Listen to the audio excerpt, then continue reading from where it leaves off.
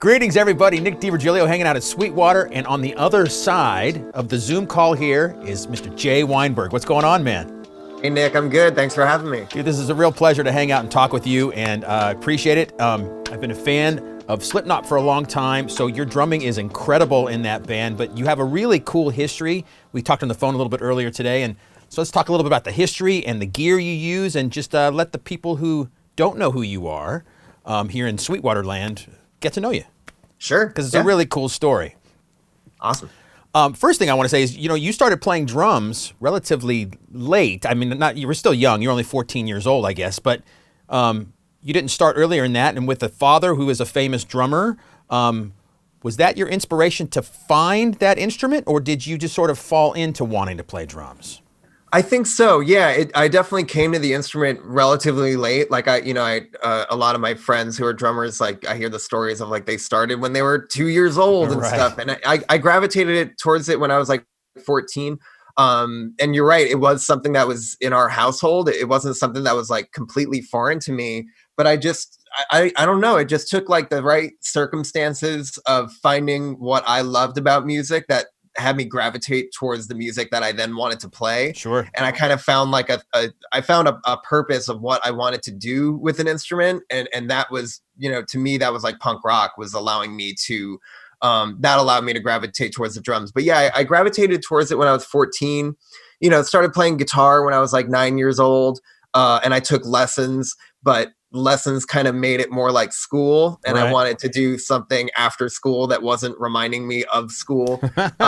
Makes sense. And yeah, my dad being a drummer, I think that was kind of his greatest gift to me, was just letting me gravitate it towards it on my own. I think kind of like he did. He started playing drums at an earlier age, I think around like 5-ish, like 5 years old or something. I could be wrong on that, but he had, he just let me find it on my own. Whatever my passion was, I'm really thankful that he and my mom both kind of just got behind whatever that was, whether that was like ice hockey at the time. Sure. Like that was my first big like passion in life. And then once I discovered this kind of music that was really resonating with me, drums kind of just felt like the primal, instinctual, aggressive thing that I was finding in this music that I love so much. So once I started picking up the sticks, and I told my dad, I was like, I don't want to take lessons. I just want to like play along to Ramones records and Clash records and figure out what I love about this for myself. And I think that kind of spoke to him as well, because that's what he did.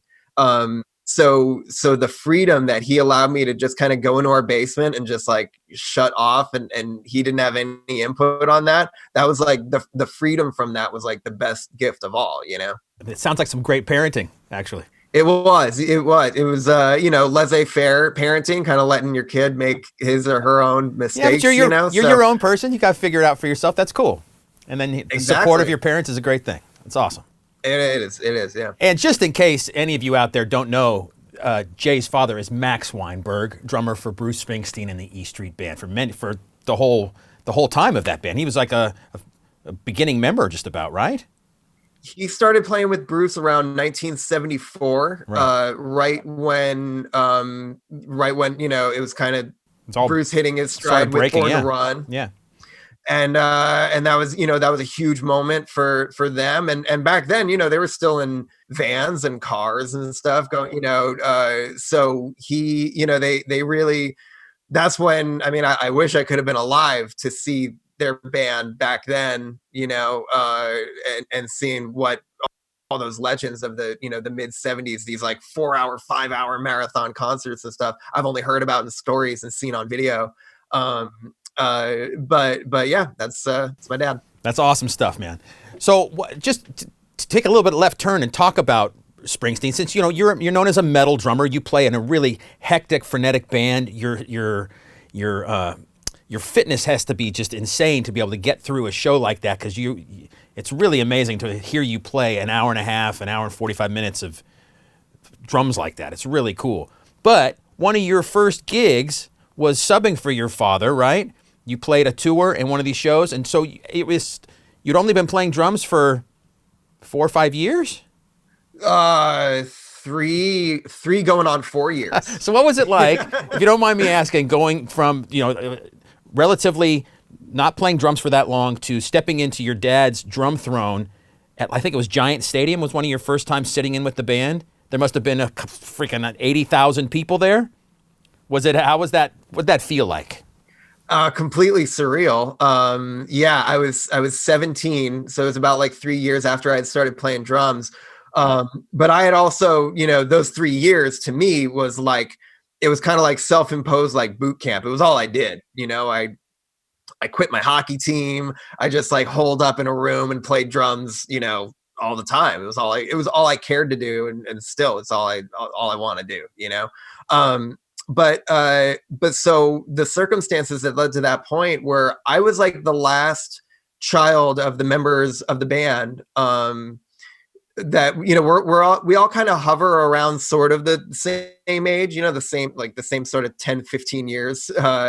We all kind of occupy that space. So I was kind of like the last kid who, I'd never gotten on stage. My sister actually, years before this, when she was 12, believe it or not, got on stage and played keyboards with the band at Madison Square Garden. So I remember being like 9 years old and watching that. That was when the band had their reunion tour back in 1999. And I remember watching that, and it blew my mind that my sister had gotten on stage with them and done that. But for me, becoming a drummer, I never even considered the option that would be in the cards for me. Cause I'm like, well, if I'm on stage and like messing up on the drums, there's no way I could hide that. There's no way you can just like tuck that down in the mix or something, like the pressure would be on. But my dad had an idea. He was like, well, play a song with us at sound check. And so, and I'd been watching them for almost 10 years at that point, so like all that stuff was ingrained into my subconscious from seeing them play all these songs just night after night after night after night. I was fortunate enough to be on tour with them a lot of the time. So I had seen all this growing up, and so I knew a song like Born to Run, like the back of my hand. And then, becoming a drummer for like 3 years, I can get by playing that song. So I got by playing it at sound check, and that was nerve wracking in and of itself. But then Bruce had the idea, like, hey, why don't you get up and play that during the show? So we did that, and it was all with the intent of like, I was like, I never have to do that again. I can hang my cap on, I played Giant Stadium, and I never have to even do that again. I did it. And, but then the circumstances led to, at the time also the Late Night with Conan O'Brien TV show, which my dad was the band leader on, was morphing into the Tonight Show. And so he was taking over the 11:30 spot, and it was this whole big change. And that coincided with a Bruce tour that was starting like the day after the debut of the Tonight Show. So my dad had to be in two places at once. Bruce remembered me from playing one song, the year before that or something like that. And I think he hit up my dad like, hey, do you think Jay would want to cover for you? And my dad was like, well, we can see, and yeah, it was a lot of work. It was a lot of hitting the books, and all of a sudden my education for that band was like, it was a vertical learning curve, for a 17, 18-year-old to all of a sudden be playing with a band that had been hitting it hard since the early 70s. Was not an easy task, but also it's like, that's family to me too, like it's literally my flesh and blood and people that I've known as, uncles, for lack of a better term, for the majority of the life that I can remember, so it was both like equally like a huge challenge, but also odd, like strangely comfortable, because it was like family. Nice. And you enjoyed playing that music, I imagine. Of course. Yeah. I mean, that's in my DNA for sure. Like so much of what I know about rock and roll and music in general was from being a very impressionable young kid on the side of the stage, and like, it sounds strange, but it's like, I honestly, for the first like 2 or 3 years of me watching them on tour, I didn't even know they had records. Like, that's how it like didn't make sense to me, because they had their reunion tour when I was 9. So I didn't really know their music until I was 9. It wasn't even something that I really knew about my dad. So all of a sudden we're like, I'm I'm watching these shows that they're playing, and I don't know anything about these songs or this music, but it's all happening. And then like years later, I'm like, oh, these are like records that are, major, touchstone moments in people's lives I was just learning about for the first time. So yeah, it's a strange way that's kind of like where my rock and roll lexicon kind of begins, but that's how it happened. That's cool. So can I ask you a little bit about the drumming specifically? Because how did the discipline of playing that kind of music for a tour and, simpler music compared to Slipknot, right? I mean, more straight ahead rock and roll. How did the discipline in that playing kind of correlate into the drummer you became doing a gig like Slipknot? Did you take anything from playing those kinds of songs with such a huge band into your career as a metal drummer? 100%. Yeah. I mean, like to me, all the lessons that I've learned over the years kind of all feed into each other. So there's nothing that I've taken from, from any project I've been in, that I haven't then like carried with me through the rest of my life. So with the E Street Band, absolutely. Like no matter the complexity of the music, to me, it was all about like the application of myself to the music, because like maybe the challenge isn't necessarily the physical execution of playing a song like, just Born to Run, for example. There is a specific way of playing it. Like that was one thing that I had to learn. It's like, it's one thing to know parts and, drum parts or whatever. It's a whole other ball of wax to like, to break it down and play music and make music with other people. You know what I mean? Like it's so much about the interconnectedness of the people on stage that makes the song what it is, or what it should be. Like the way I play Born to Run is going to be very different from the way my dad plays Born to Run, but it has to make sense to serve the music. And with the E Street Band, it was, okay, maybe the music isn't as complex as things I was also cutting my teeth on, listening to, at that time, I'm 17 years old. And to me, like, I'm just in Slayer and Mastodon world and all that kind of stuff. So I'm into the, I'm into more like that kind of world, but then I'm applying lessons that I've kind of taught myself to this music. It was also learning about the breadth of music. Like, I had to sit down and learn hundreds of songs. And in a show like that, also, there's no predictable anything. The set list is a general roadmap, but it'll look like a football play by the time we're done with the show. We're switching out songs. Bruce will change the song we open with while we're walking to the stage. And you just roll with that kind of stuff. So to me, those were like major lessons that, you take with you throughout music, is that you have to roll with all of these punches. And really it's about the application, and really just like, no matter what the project is, it's just like, dive into it 100%. There's no way somebody like me, an 18-year-old coming into that band, there's no way I'd be able to survive if I didn't just throw myself into it 100%. And that's kind of the lesson that I took with me that served me for, the rest of my life. Certainly. And yeah,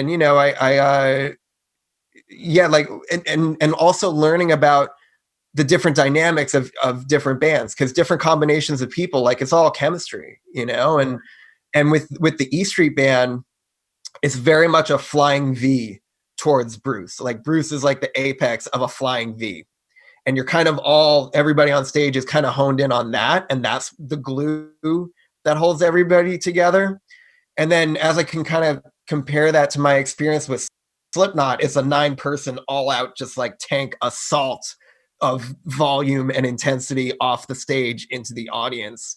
And you kind of have to take that application and like servitude to the music, and just figure out what the chemistry is and how to best, like effectively give yourself to the music and the project, the band. And to me, that's like a lesson that transcends any group or any kind of music. That's just, that's life, So yeah, I'd say those are absolutely lessons that like maybe any other person might not be able to draw a line directly from Bruce Springsteen and E Street Band to Slipknot, but I can. It's kind of plain as day.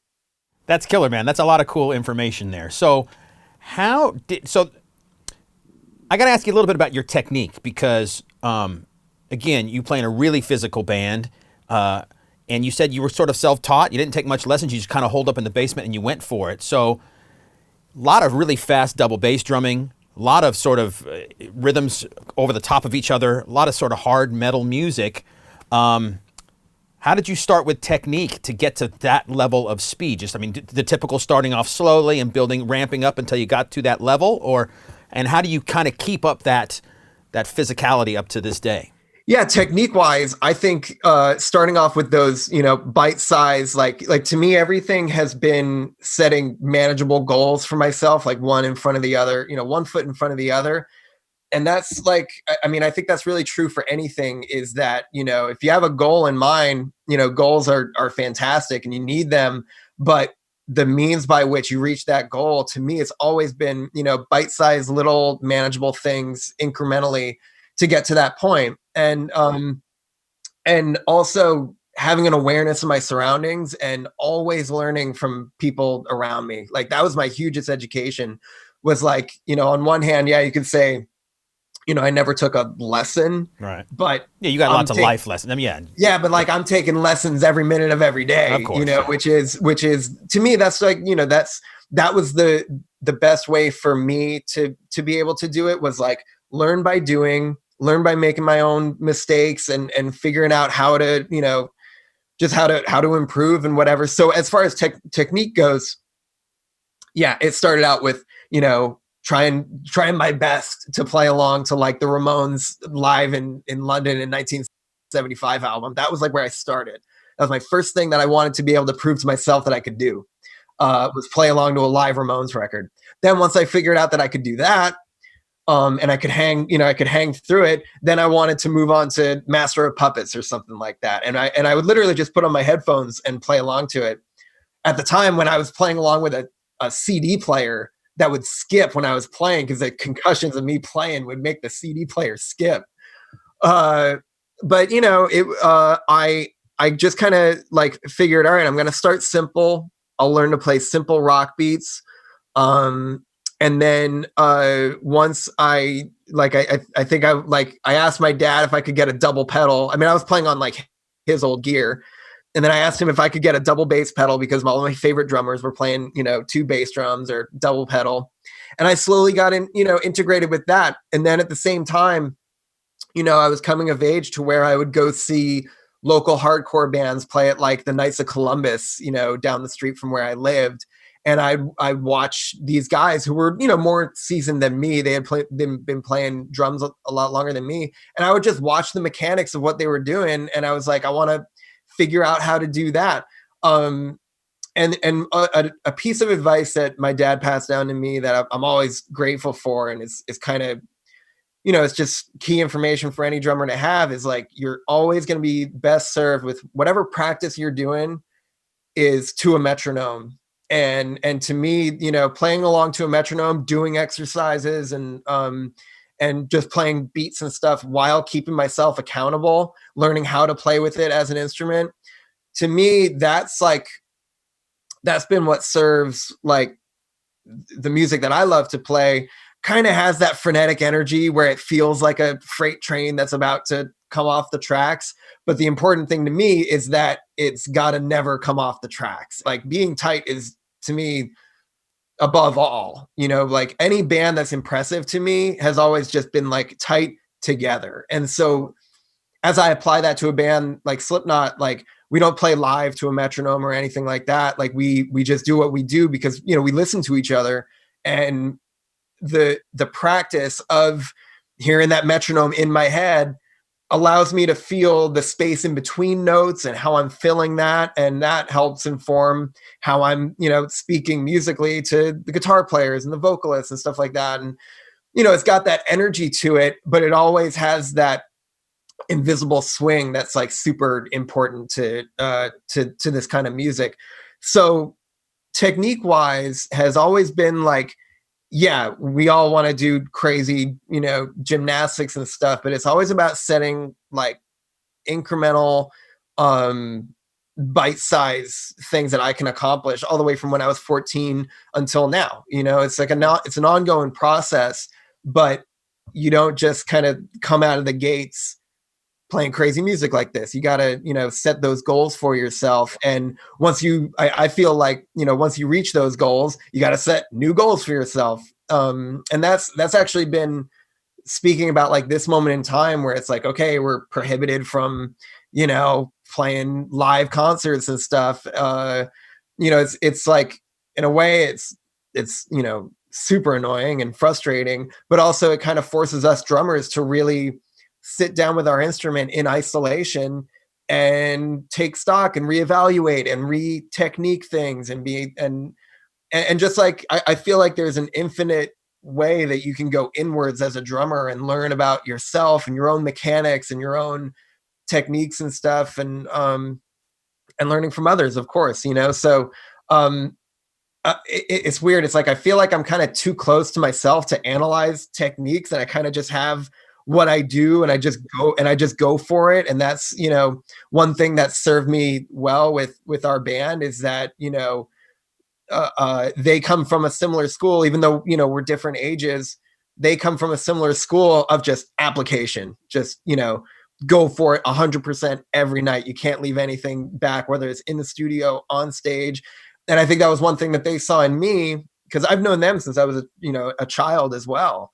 And they kind of knew the school that I kind of come from, that self-taught but driven application kind of way of just doing things.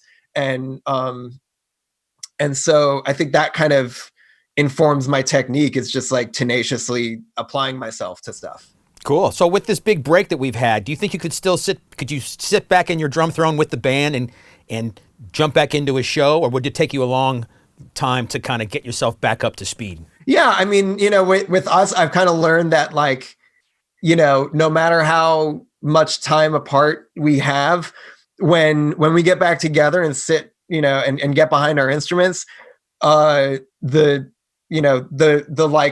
overarching entity of Slipknot has no mercy on any of us, and it's like, and that's like the Slipknot that isn't one particular member, that's all 9 guys. Like it just has no mercy on anybody.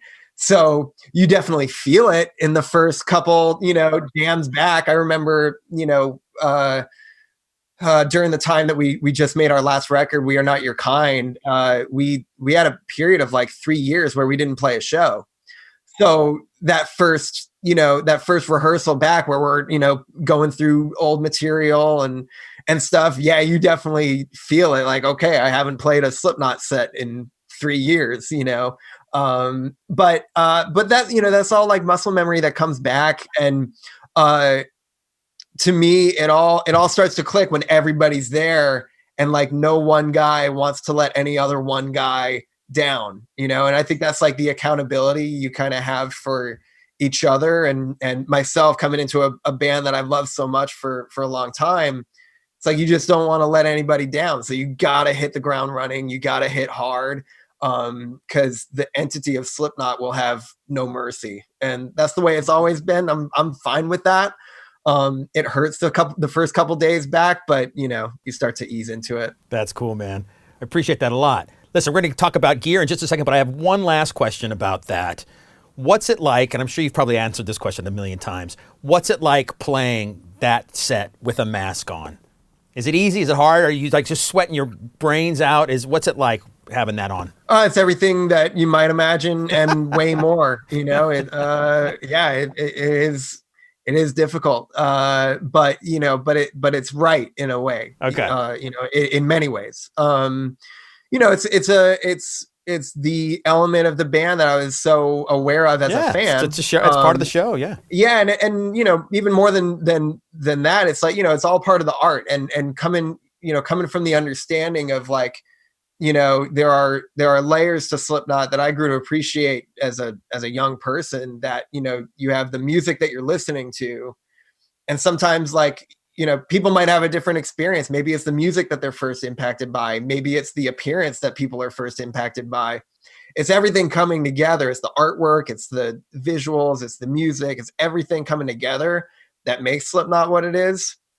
So, that was one thing. I mean, I started playing with the band a year before we played a live show together, so, we spent all that time making a record, and then that was like, and that felt like a massive undertaking. But then I came to realize very quickly that that is just the very beginning of getting used to this band, that everything comes alive on stage. Slipknot's an on-stage band. And I knew that coming into it, but I absolutely learned that the first time that the curtain went up and we're playing a song and stuff. I learned that instantly, that everything is completely different.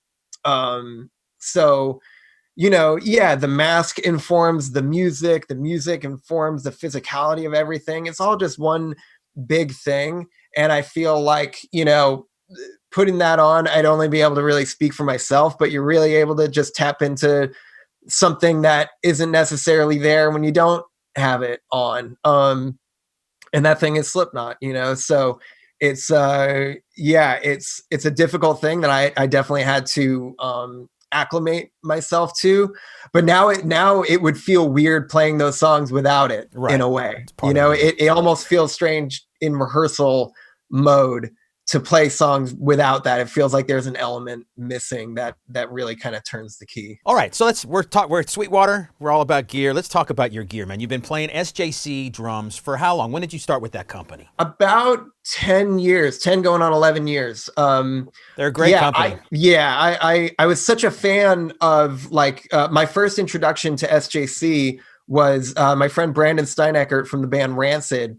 He had a drum set that SJC made him based on the TV show Dexter, where all of the drums were they were acrylic. They looked like the saran wrap that Dexter wraps his victims in and stuff.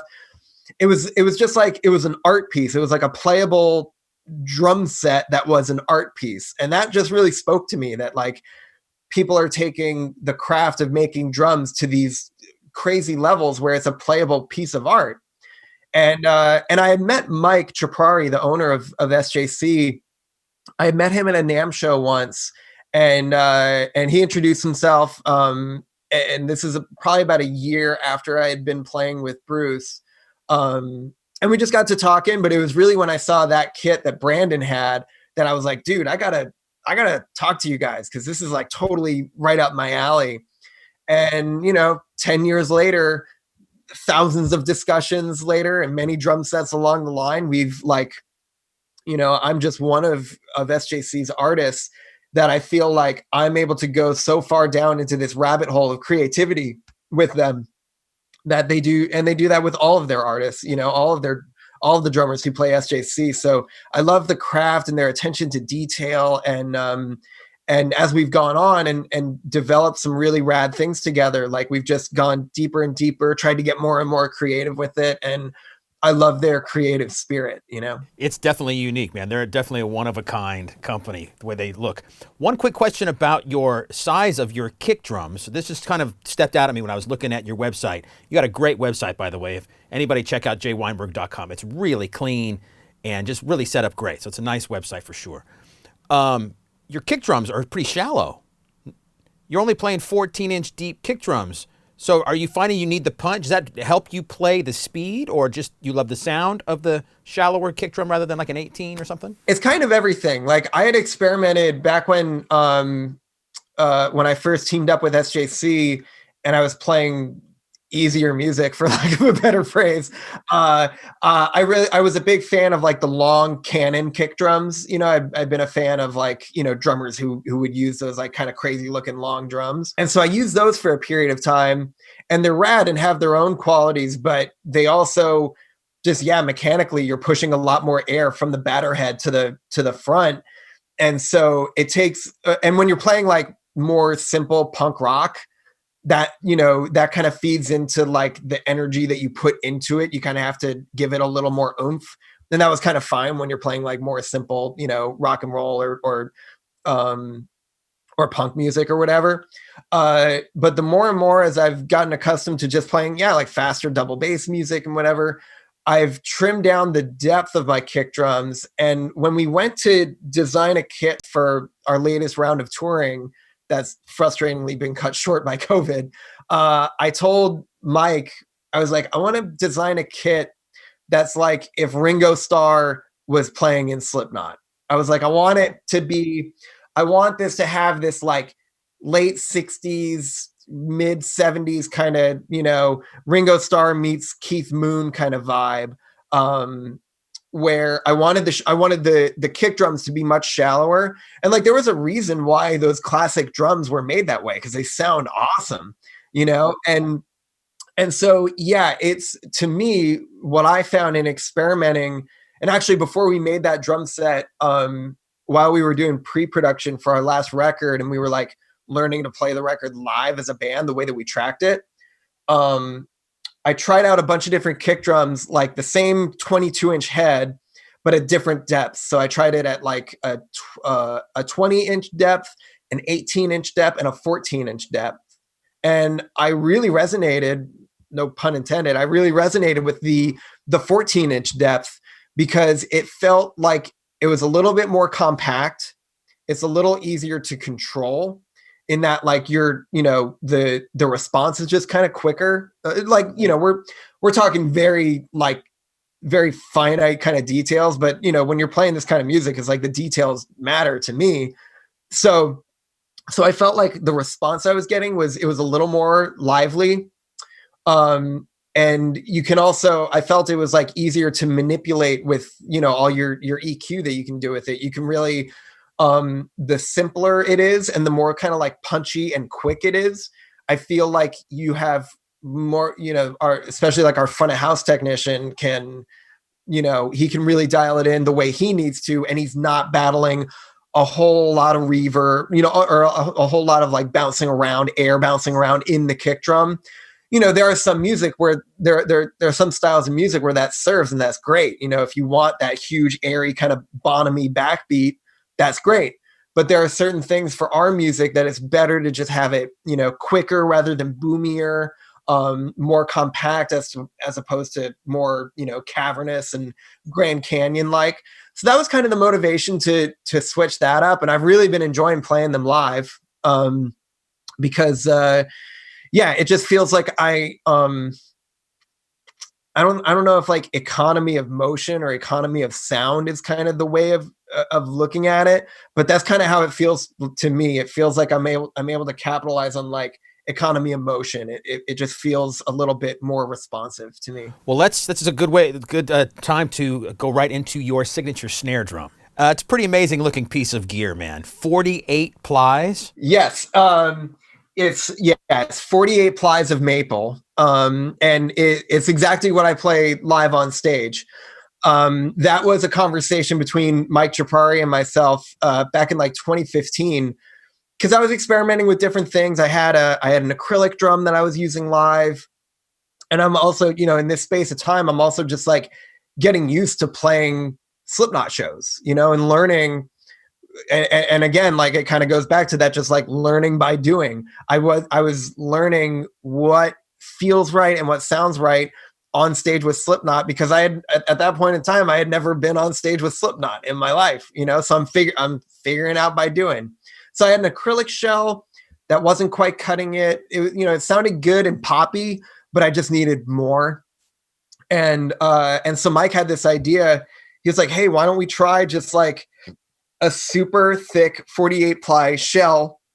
We'll give it 2 vents, so it's just crazy loud, and you have volume just shooting out of these vents, and we were actually able to then mic that, and you get kind of a blend. If you're miking the top, the bottom, and the middle, you get like a in between mid kind of sound that you can blend. So to me, that was what unlocked it, because there's so many layers of volume and intensity within our music that I need every advantage I can get to cut through layers of guitars. Yeah. And everybody wants to cut through, and we all want to just assault with volume. But to me, like once I hit that, it's almost like I don't even need to mic it. It's like it is blisteringly loud. So that helped me kind of just achieve. Once we did that in like 2015, I was like, all right, this is like my sound. And when Mike and I got to talking about what we could present as like a signature snare drum, it was super important to keep that intact. Like I want to present something that is exactly what I play live, which is this massive 48 ply shell with the vents and everything, and do it in a way that has my artwork and just, you know, added little, you know, details that I can kind of bring to the table as a painter as well. So yeah, it's kind of been an evolution from this original idea that we wanted to throw it back to the drummers that I grew up, you know, loving in the early 2000s, of like kind of like late 90s, early 2000s Warped Tour punk rock that I kind of think about when I think of like really high pitched snares that cut through layers of dense music. That was like the impetus for coming up with this snare drum. And yeah, now we've developed it into a 48 ply signature snare. It's cool, and you can buy it here at Sweetwater. If anybody is interested, definitely check it out. And I watched your demo video on the drum, and it tunes all over the place too, so you don't have to kind of keep it cranked. It sounded really nice, tuned really low and fat. I thought it sounded really great. Yeah, that's important, is that it does have that kind of dynamic. It's not a one-trick pony. You can do it for other things. Yeah. No, yeah, it's super important to me that like all my ghost notes kind of become not ghosts anymore. You know, it really brings those to life, especially in the music that we play. But it's important to me that it's not a one-trick pony, that you can tune it across, you know, an entire tuning range. To me, it's best suited for that really aggressive, very loud, very poppy sound. That's what I was going for, and we've achieved with it. But it's also, yeah, it's super important that it, you know, if anyone wants to play it, they have the ability to where that isn't, you know, they're not only able to play, you know, pingy, super high tuned punk rock and hardcore and metal, that it does serve a wide variety of tunings and genres. Right, and you get bang for your buck too when you get the drum. Cool. Now let's go over to, you've been playing Evans for a long time, so how important is the head that is on the drum to get that sound you're trying, and the feel? Very important. Yeah, I've you know, tried a lot of snare drum heads with this kind of combination of, you know, I've used different heads on different kinds of shells, metal drums, acrylic drums, wood drums, and to me, I really love the Evans heavyweight snare drum head. To me, that's been, not only is it durable and it stands up, you know, it like throughout a show, I don't have to keep, you know, retuning it and everything. It holds up to a total barrage through a whole set. But I'm able to tune it the way I want to, and the kind of control sticker in the middle of, I don't know what exactly they would call that, but like the control dot that's in the center of the head, I feel allows me to get that precise definition and crack, and it kind of focuses that sound right there. So where, you know, the heavyweight, I feel like it better serves in that attack, because I'm not going for ultimate resonance. You know, I'm not going to fill a giant, you know, like a wide amount of space. I'm looking for, you know, bullwhips. I'm looking for gunshots. That's the snare sound that I'm going for. So for me, and anybody, you know, having an experience with a different drum head might be able to, you know, use this snare drum to achieve a different sound. For me, the Evans heavyweight really helps me with the articulation and the, you know, that punishing crack that I like to get out of my snare. Very cool. And you play Zildjian cymbals? I do. Yeah, I have for forever. Yeah. And so what's your like go-to, what do you try and search for in a cymbals that's going to fill that sound that you're looking for a band like Slipknot? A lot of brilliance is kind of on my mind when I'm picking out cymbals, and I like to kind of keep things interesting. So throughout the course of a tour, I might like switch stuff out. I might move things just to keep things like exciting and fun for myself. But by and large, my staples in my playing that I've had since I was like 14 years old have always been 20-inch A custom crashes. To me, those have been like the love of my life as far as cymbals go. You know, that's like all my choruses are on 20-inch A custom crashes for sure. And hi-hats by and large. I've also experimented with the Project 391 series. Very brilliant. It's a take on a different alloy, as far as I understand. That was really interesting. New project that they took on probably in like 2011 or 12. One cymbal that's actually become a real staple for me is the S Rock Ride, um, which I found when they put that out, it just like it spoke to exactly what I wanted out of a ride cymbal. In years past, when I'm playing different kinds of music, I would crash on my ride a lot, or I would like kind of wash on it. And I don't know if I would necessarily use the S Rock Ride for that. That's more like I'd be looking at like a sweet ride or something like that, like a 22-inch kind of sweet ride. But the ping of the S Rock Ride really spoke to me. That was something that I also found like with my drumsticks that I've developed with Vader. The barrel tip, like I've always wanted, just the emphasis on articulation. So you've got it on my snare drum with, this these huge plies and this tightly wound, this tightly tuned heavyweight snare head. But I also want that same response out of my ride cymbal, because when you're playing, fast blast beats like we do, I want all that to sing across everything.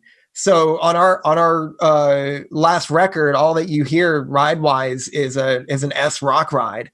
And then there are fun things that I like to play with, like the ultra hammered chinas. Those to me they have such a character about them that's just like super punishing, but also really like pleasant to listen to in a way. And also one of my favorite toys is the Crash of Doom. I have I think it's a 24-inch Crash of Doom or something like that. And it's exactly what it sounds like. It's just it's very, very doomy. And it also, like, for some kind of quieter moments, I like to ride on it more of the pingy style.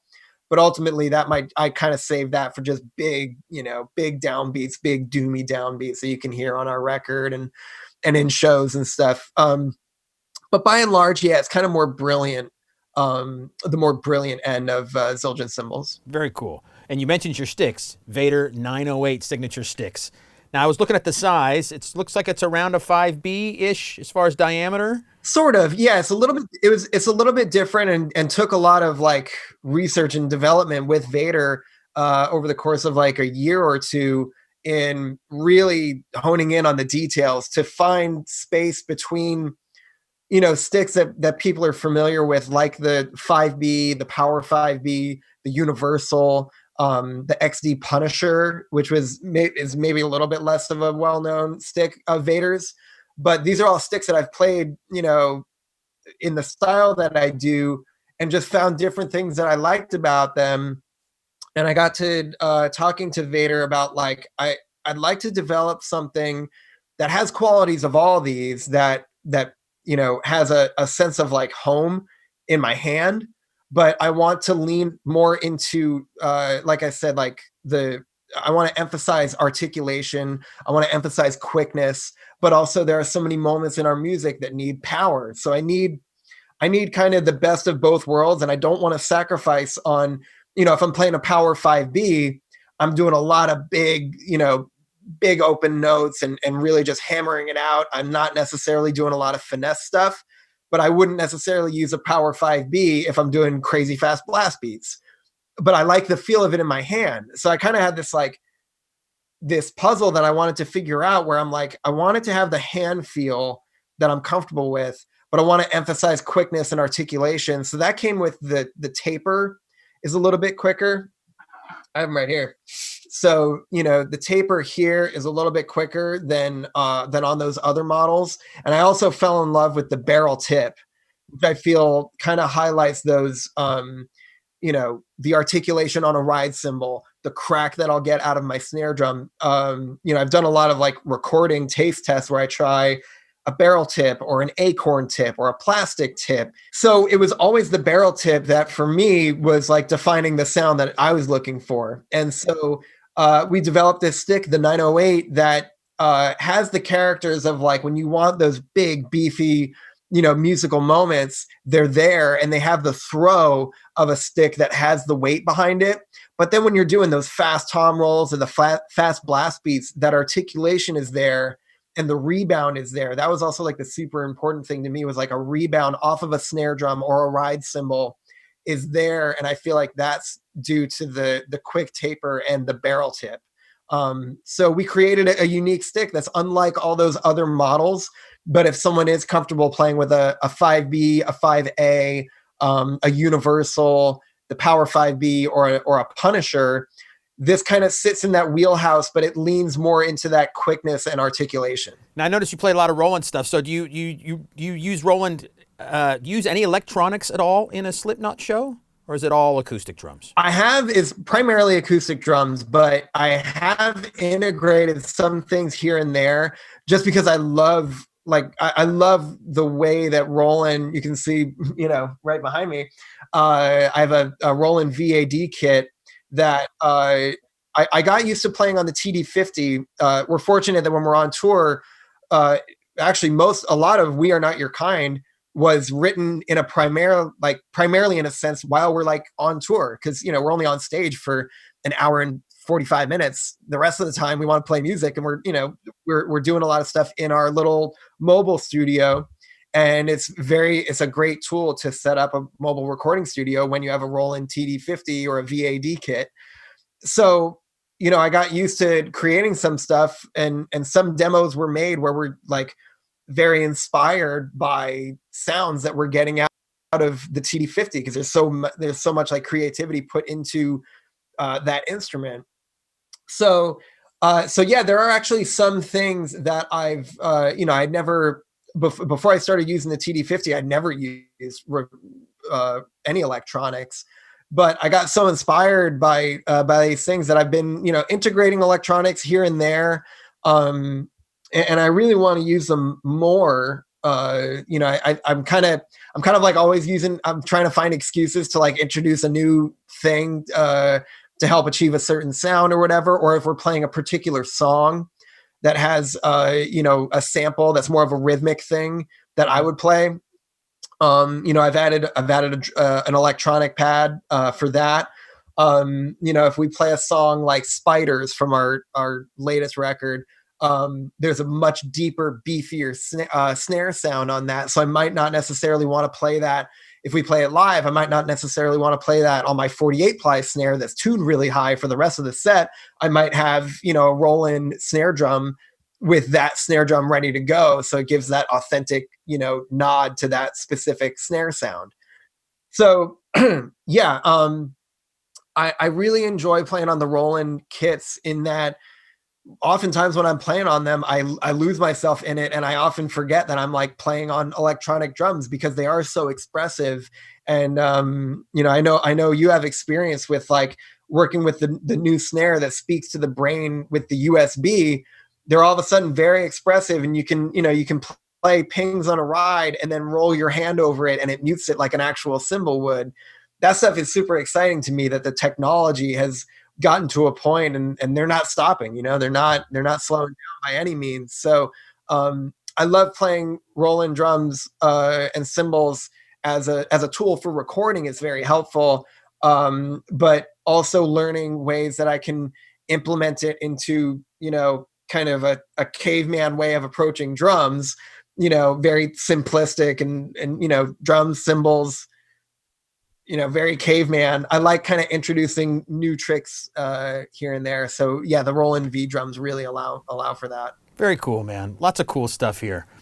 Well, I wish you all the best of luck with your signature gear. I think it's going to do great. And it's one thing it brings me to ask you about as we get close to closing off this interview is your career and your life as a musician and a businessman. It seems like you have a lot of stuff going on that's not just Slipknot related. I mean, you have your gear, you paint, you're a really great artist, you've studied and you do some amazing paintings, obviously, and your artwork is on your signature gear, which is really cool. You have a new practice pad coming. I know that's coming soon, so we should talk about that too. So how can you speak to diversifying your career where, drumming's still the main thing, but you're dabbling in other things too to kind of to keep it interesting? Absolutely. Yeah. I think, I'm very inspired by people who just, creativity just pours out of them.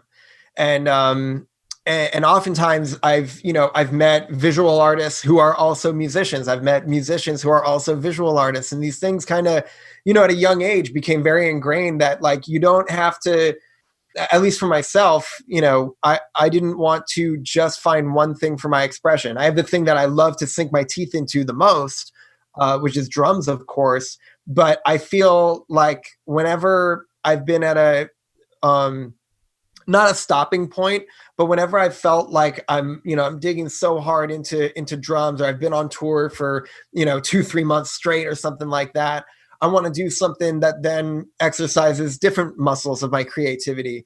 And that was diving straight into painting, I started like a formal, informal kind of like art education. I didn't go to art school or anything, but I started studying with a painter named Michelle Dahl, who's an amazing oil painter who I met when I used to live in New Jersey. And I was so driven, I was so inspired that it made me want to learn, like, I want to learn how to oil paint.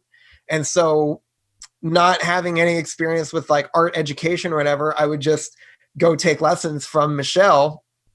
And it taught me, and this was at a time too, when I was in Against Me, we were like touring, 8-9 months or something out of the year. So I'm getting my fill playing drums. When I get home, I want to exercise a different element of my creativity.